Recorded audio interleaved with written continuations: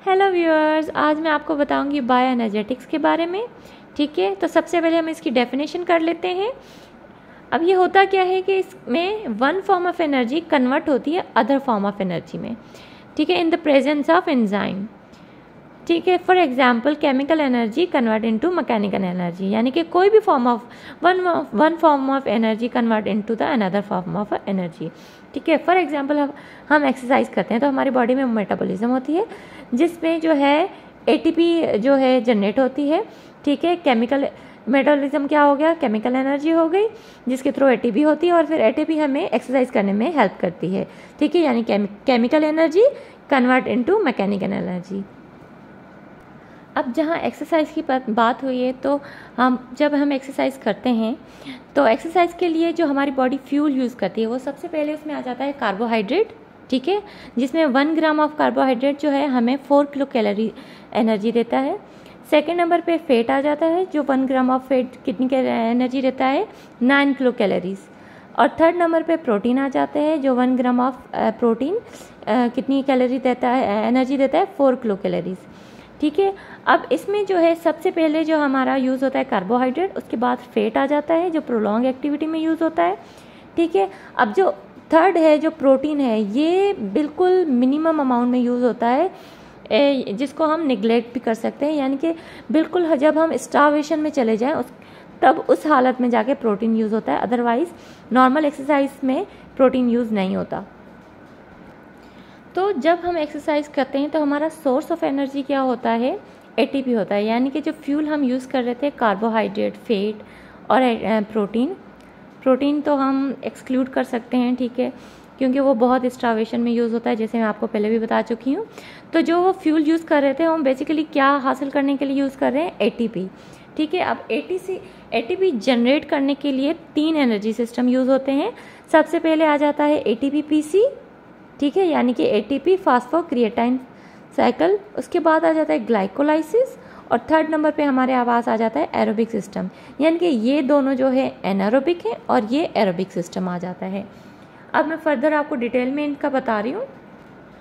अब जैसे आप यहाँ पे देख सकते हैं एनारोबिक यानी कि जिसमें ऑक्सीजन नहीं होती, यानी कि इन एब्सेंस ऑफ ऑक्सीजन जो है सिस्टम उसमें पाथवे में जो एनर्जी एटीपी प्रोड्यूस हो रही है इन एब्सेंस ऑफ ऑक्सीजन के हो रही है।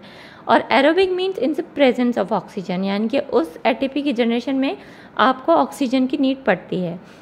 तो हमारे पास एनर्जी सिस्टम जो है सबसे पहले एनारोबिक जो एनर्जी सिस्टम्स हैं वो 2 आ जाते हैं, एटीपी-पीसी और ग्लाइकोलाइसिस। ठीक है, अब एटीपी-पीसी क्या है, एटीपी फॉस्फोक्रिएटाइन सिस्टम। ठीक है, इसको हम जो है फॉस्फेजिन सिस्टम भी कहते हैं। ठीक है, ये सिंपलेस्ट होता है और मोस्ट रैपिड होता है, यानी कि आप जो शॉर्ट टर्म हाई इंटेंसिटी की जो एक्सरसाइज कर रहे होते हैं, यानी कि जो हाई जंपिंग जो होती है जिसमें जो है आपका शॉर्ट टर्म और हाई इंटेंसिटी की एक्टिविटीज़ होती हैं जो तकरीबन 5 to 10 सेकेंड्स की होती है, उसमें क्या होता है आपका सबसे पहला जो एनर्जी सिस्टम जो यूज़ होता है वो एटीपी-पीसी सिस्टम होता है। ठीक है, जिसमें जो है जैसे मैंने आपको बताया था रेट लिमिटिंग एंजाइम्स का पता होना बहुत इंपॉर्टेंट है। ठीक है, तो इसमें जो रेट लिमिटिंग एंजाइम यूज़ होता है वो है क्रिएटाइन काइनेस। ठीक है, और जो मॉड्यूलेटर्स होते हैं वो उसमें स्टिमुलेटर्स आ जाता है एडीपी और इनहिबिटर आ जाता है एटीपी। ये आपको अपने जहन में फिक्स कर देना है कि एडीपी जो होता है वो हमेशा स्टिमुलेटर होता है, यानी कि आपके जो है सेल में अगर एटीपी ज़्यादा है तो वो स्टिमुलेट करता है कि एटीपी जनरेट हो। ठीक है ना, और अगर आपकी सेल में एटीपी ज़्यादा है तो वो इनहिबिट करेगा कि एटीपी प्रोडक्शन फर्दर ना हो। ठीक है, एडीपी यानी कि एडिनो डाइफॉस्फेट, एटीपी यानी कि एटिनो ट्राइफॉस्फेट। ठीक है, तो हमें सोर्स ऑफ एनर्जी एटीपी है, हमें जैसे ही कोई एक्टिविटी करनी है तो हमें एटीपी चाहिए होती है।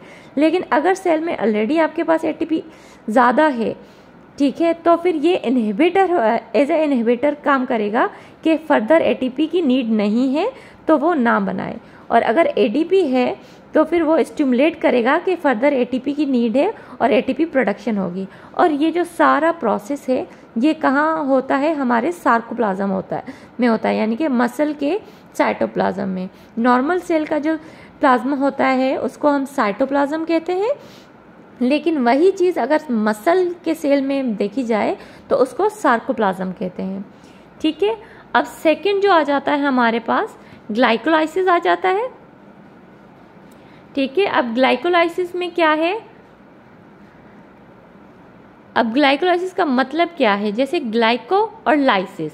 ग्लाइको मीन्स ग्लूकोज, ठीक है, और लाइसिस मीन्स ब्रेक डाउन यानी कि कट डाउन। ठीक है, तो अब फॉर एग्जांपल हम लेते हैं कि ग्लूकोज में टोटल 6 कार्बन होते हैं, वो सर्कल में होते हैं, वो अलग बात है, लेकिन यहाँ पे मैं एज एन एग्जाम्पल दे रही हूँ। ठीक है, अब 6 कार्बन्स को कट डाउन करेंगे हम 2 पार्ट्स में यानी कि 3-3, तो वो मॉलिक्यूल्स जो बनते हैं वो होते हैं पायरूवेट। ठीक है, अब फर्दर अगर पायरूवेट जो है, ये जो ग्लाइकोलाइसिस के बाद वाला जो प्रोसेस है वो जो है क्रेब्स साइकिल होता है या फिर लैक्टेट साइकिल होता है।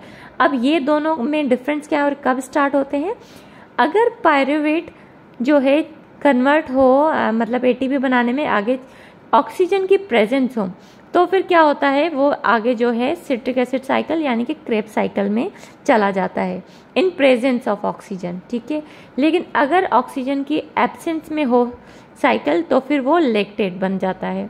ठीक है, ये बात आपको क्लियर हो गई। यहाँ पे मैं इसके लिए आपको एक और चीज़ बताती हूँ जिसके थ्रू आपको ज़्यादा समझ में आएगा। अब ये आप देखिए, ग्लाइकोजन क्या है, ग्लूकोज की स्टोर्ड फॉर्म होती है, ब्रेक डाउन होकर ग्लूकोज हो गया। अब ग्लूकोज जो है फिर ब्रेक डाउन होकर पायरूवेट यानी कि 6 कार्बन जो है 3-3 कार्बन में हो जाते हैं पायरूवेट। ठीक है, अब अगर ऑक्सीजन नहीं होती तो वो लैक्टेट साइकिल शुरू हो जाता है, और अगर ऑक्सीजन की प्रेजेंस है तो वो एसिटाइल कोए बन जाता है जो फर्दर जाके क्रेब्स साइकिल में आपका इन्वॉल्व होता है। तो ग्लाइकोलाइसिस की अब ये कैरेक्टरिस्टिक बताई हुई हैं, जैसे कि यहाँ पे ये दोनों ही एनारोबिक प्रोसेस हैं, एटीपी पीसी सिस्टम भी और ग्लाइकोलाइसिस भी।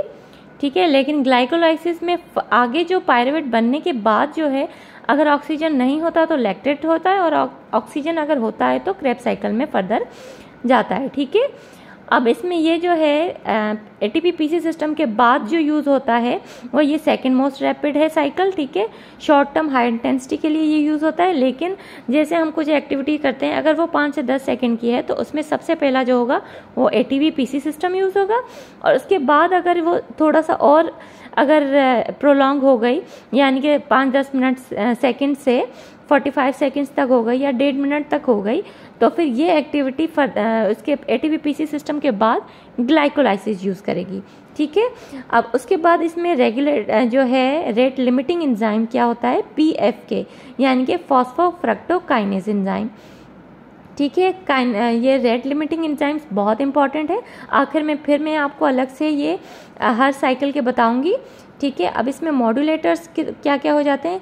ठीक है, इसमें स्टिमुलेटर और इनहिबिटर।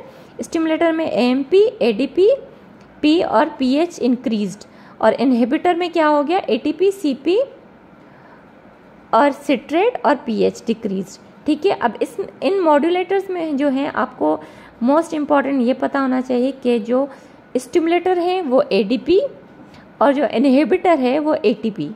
ठीक है, बाकी भी याद कर ले तो बहुत अच्छा है, लेकिन ये बहुत इंपॉर्टेंट है 2 चीज़ें, ADP और ATP, ADP स्टिमुलेटर और ATP इनहिबिटर।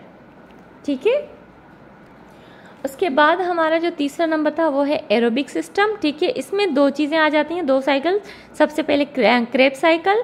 ठीक है, अब क्रेब्स साइकिल को सिट्रिक एसिड साइकिल भी कहते हैं और TCA साइकिल यानी कि ट्राई कार्बोऑक्साइलिक एसिड साइकिल भी कहते हैं। ठीक है, अब इसमें जो है जैसे हमने वहाँ पे ग्लाइकोलाइसिस में देखा था कि जो पायरूवेट में चेंज हो गया था ग्लूकोज, तो अब वो पायरूवेट जैसे मैंने पहले आपको बताया in presence of oxygen acetyl CoA बन जाएगा और फिर ATP जनरेट करेगा। ठीक है, तो ये सारा जो प्रोसेस है वो इस साइकिल में क्रेब्स साइकिल में होता है। ये प्रोलॉन्ग ड्यूरेशन के लिए एरोबिक सिस्टम जो है वो प्रोलॉन्ग ड्यूरेशन के लिए यूज़ होता है, यानी कि आपकी जो एक्टिविटी है वो कंटिन्यूस रहे। जो है जैसे मैंने उसमें एनारोबिक में बताई थी वो शॉर्ट पीरियड और हाई इंटेंसिटी के लिए बताई थी। अब इसमें ये क्या है, प्रोलॉन्ग ड्यूरेशन है। ठीक है, और लो इंटेंसिटी होगी ऑब्वियसली। तो फिर इसमें जो है, वैसे तो कहते हैं कि इसकी जो ड्यूरेशन है वो अनटिल एंड अनलेस आपके जो न्यूट्रिएंट्स हैं वो ख़त्म ना हो जाएं तब तक ये आपको एटीपी प्रोवाइड करता रहेगा। लेकिन ऐसे रियलिटी में जितना मैंने जो है वो रियल लाइफ में प्रैक्टिस करते हैं उसमें ऐसा नहीं होता। ऑब्वियसली आप थक जाते हैं, फटीग का फैक्टर आ जाता है। तो बस इतना हो सकता है कि आप जो कुछ सेकंड्स की एक्सरसाइज जो में जो है स्टार्टिंग में जैसे आपका एनारोबिक यूज़ हो रहा है तो उसकी प्रोलॉन्ग जो होगी आपकी ड्यूरेशन प्रोलॉन्ग, उसमें आपका क्रेब साइकिल एरोबिक सिस्टम शुरू हो जाएगा, जिसमें सबसे पहले क्रेब साइकिल होगा। ठीक है, अब इसमें क्रेब साइकिल में एसिटाइल कोए बनेगा और उसके बाद एटीपी, और सबसे इम्पॉर्टेंट बात वो एनारोबिक सिस्टम जो है वो सार्कोप्लाज्म में हो रहा था, ये दोनों सिस्टम माइटोकॉन्ड्रिया में होंगे। ठीक है, और इसमें जो है रेट लिमिटिंग एंजाइम कौन सा है, आइसोसिट्रेट डिहाइड्रोजिनेज। ठीक है, और मॉड्यूलेटर्स में वही स्टिमुलेटर एडीपी, कैल्शियम और एनएडी, और इनहिबिटर एटीपी एनएडीएच। ठीक है, और ये माइटोकॉन्ड्रिया में जैसे मैंने आपको बता दिया ये माइटोकॉन्ड्रिया में होता है। उसका जो नेट प्रोडक्ट है वो हमारे पास आ जाती है 6 NADH, 2 FADH और 2 GTP। ठीक है, उसके बाद हमारा शुरू हो जाता है इलेक्ट्रॉन ट्रांसपोर्ट चेन। ठीक है, इसमें क्या है, इलेक्ट्रॉन ट्रांसपोर्ट चेन को हम रेस्पिरेटरी चेन या साइटोक्रोम चेन भी कहते हैं। ठीक है, इसमें जो रेट लिमिटिंग एंजाइम यूज़ होता है वो साइटोक्रोम ऑक्सीडेज होता है, ये भी माइटोकॉन्ड्रिया में होता है। ठीक है, और इसमें जो मॉड्यूलेटर होते हैं, स्टिमुलेटर में एडीपी और P1 आ गया और इनहिबिटर में एटीपी आ गया। ठीक है, अब ये पूरा जो एरोबिक सिस्टम है, एरोबिक सिस्टम जिसके एरोबिक वे में जो हम एटीपी बना रहे हैं, इस पूरे सिस्टम को ऑक्सीडेटिव फॉस्फोराइलेशन भी कहते हैं। ठीक है, अब इसमें पूरे जो एरोबिक सिस्टम में टोटल एटीपी हमें कितनी मिलती है, 32 इफ़ जो है आपका मॉलिक्यूल जो है वो ग्लूकोज है।